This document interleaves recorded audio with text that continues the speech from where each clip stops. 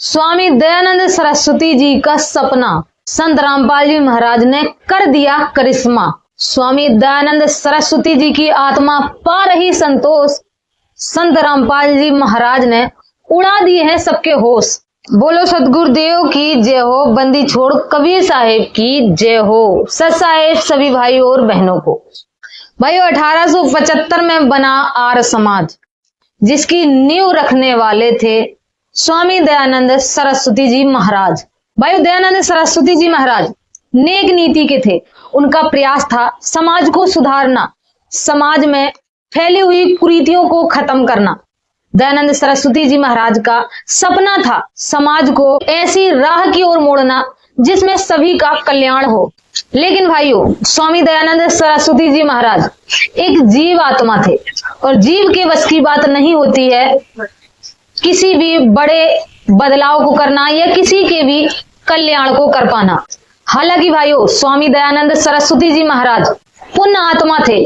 उन्होंने वेदों का अनुवाद किया। स्वामी दयानंद सरस्वती जी महाराज को 3 भाषाओं का ज्ञान था, हिंदी, संस्कृत और गुजराती। स्वामी दयानंद सरस्वती जी महाराज का पहला सपना था समाज से जात पात ऊंच नीच भेदभाव को खत्म करना।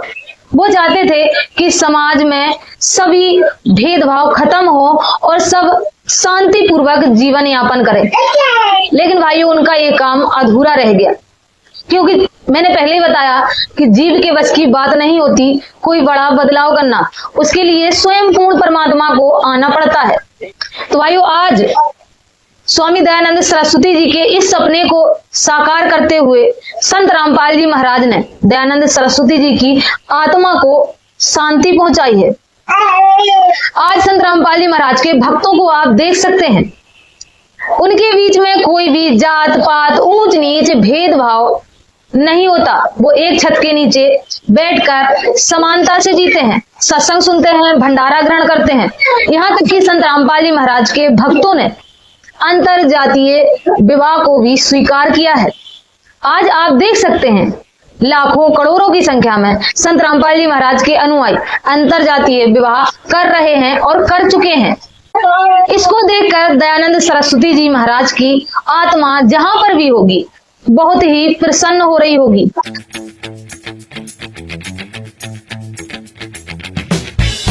स्वामी दयानंद सरस्वती जी महाराज का दूसरा सपना था समाज वेद पर चले।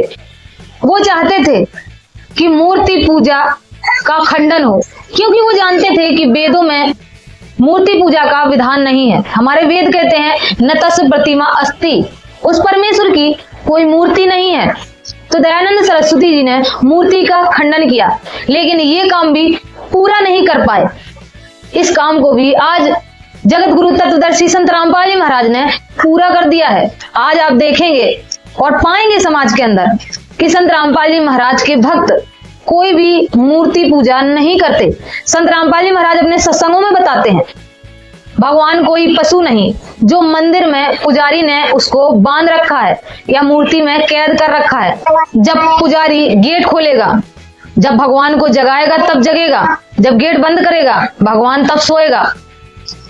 तो संत रामपाल जी महाराज का ज्ञान सुनकर, समझकर और अपने शास्त्रों में लिखी सच्चाई को जानकर संत रामपाल जी महाराज के भक्त कोई भी मूर्ति पूजा नहीं करते। तो सुनिए संत रामपाल जी महाराज के मुखारविंद से, मूर्ति कोई भी बुरी नहीं होती। दिया कोई खिलौना सा ये तेरा भगवान, हमने वही मान लिया, क्योंकि हमें परमात्मा की चाह थी, आज भी है। अब जैसे मूर्ति रख दी भगवान की, श्री कृष्ण जी की, विष्णु जी की, तो हमने स्वीकार कर लिया। विष्णु जी के गुणगान उन्होंने सुनाए, हमें मान लिया। किसी ने बताया कि भगवान की मूर्ति है, इसी की पूजा से तेरा मोक्ष हो जाएगा, हमने वो भी शुरू कर दिया। तो ये भूल थी, ये गलत था। मूर्ति बुरी नहीं, मूर्ति की पूजा गलत है। मूर्ति का होना अनिवार्य है। मूर्ति से हमें प्रेरणा मिलती है। हमारे को हम जिसकी पूजा करते थे वो पूजा नहीं करनी थी, उसकी पूजा से हमें कोई लाभ नहीं होना था मूर्ति की। हमने उस मूर्ति वाले भगवान को पाना है, होंगे उससे लाभ प्राप्त हो। स्वामी दयानंद सरस्वती जी महाराज के इस सपने को भी आज जगत गुरु तत्वदर्शी विश्व विजेता महान संत रामपाल जी महाराज ने पूरा कर दिया है। एक बार फिर से आत्मा प्रसन्न हुई स्वामी दयानंद सरस्वती जी महाराज की। स्वामी दयानंद सरस्वती जी का तीसरा सपना था, वो चाहते थे कि समाज में सभी वेद पढ़े,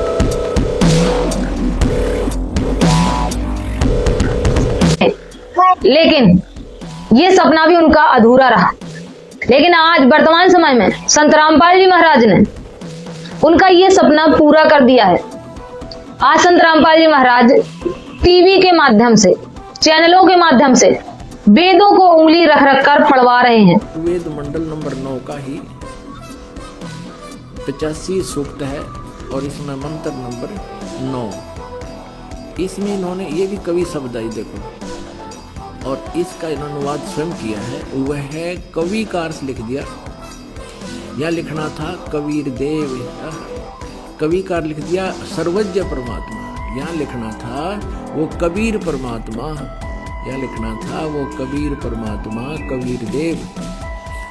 ध्रुवलोक के प्रकाशक नक्षत्रों को प्रकाश करता है, वह परमात्मा यानी कबीर देव विविध पदार्थों का दृष्टा है, बल वाला है यानी शक्तिशाली है, अमितौजा है, ध्रुवलोक को आश्रित करके स्थिर है, यानी ध्रुवलोक में रहता है, ध्रुवलोक में रहता है, तीसरे लोक में रहता है।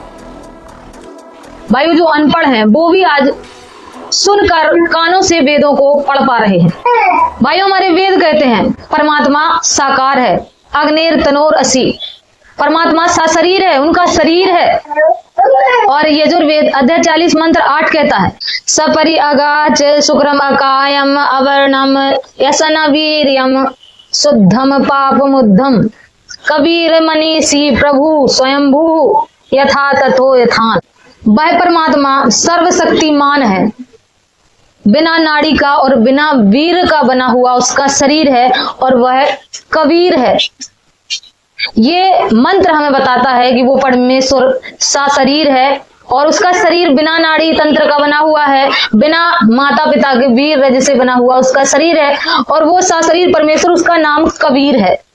बस यही चाहते थे स्वामी दयानंद सरस्वती जी महाराज, लेकिन उनका ये सपना अधूरा रह गया, वो समाज को सच्चाई नहीं बता पाए।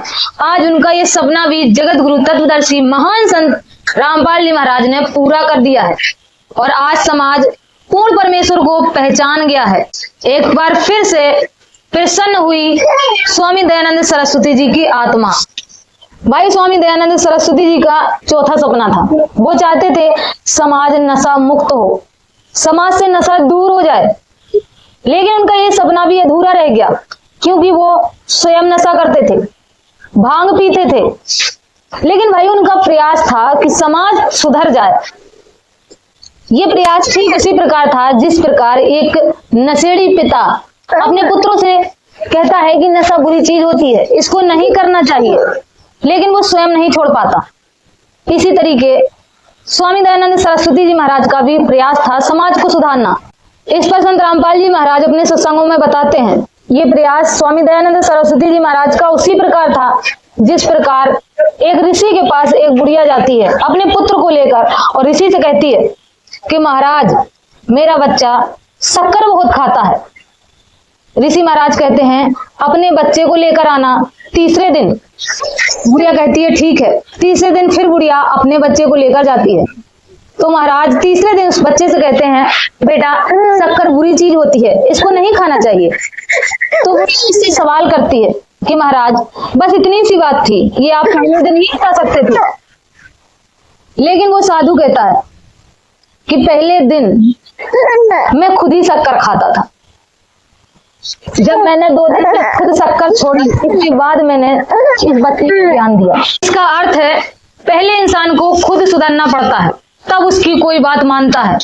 लेकिन स्वामी दयानंद सरस्वती जी खुद नशा नहीं त्याग पाए, तो उनका ये सपना भी अधूरा रह गया। लेकिन आज जगत गुरु तत्वदर्शी संत रामपाल जी महाराज ने उनका ये सपना भी पूरा कर दिया है। आज संत रामपाल जी महाराज से जुड़ने के बाद लोग नशा करना तो दूर की बात है, नशा को छूते तक नहीं।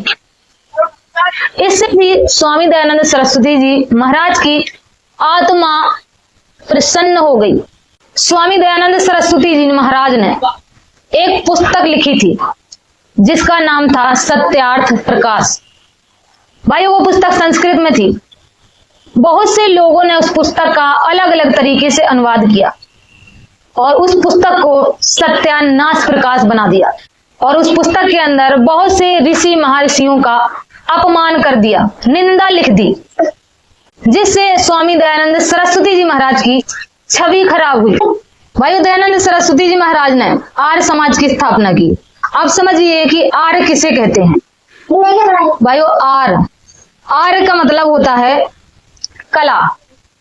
आर्य का मतलब होता है कला, भक्ति करने की कला, और ऐसी भक्ति करने की कला जिससे परमात्मा प्राप्ति हो, मोक्ष हो जीवात्मा का। स्वामी दयानंद सरस्वती जी महाराज चाहते थे कि सभी जीवों का कल्याण हो, पूर्ण मोक्ष हो, लेकिन पूर्ण भक्ति ना होने के कारण न ही दयानंद सरस्वती जी का मोक्ष हो पाया और न ही उनके समाज के लोगों का मोक्ष हो पाया। लेकिन आज वही भक्ति की कला जिससे पूर्ण मोक्ष हो सकता है संत रामपाल जी महाराज अपने भक्तों को प्रदान कर रहे हैं। तो असली आर्य समाज संत रामपाल जी महाराज के भक्त हैं।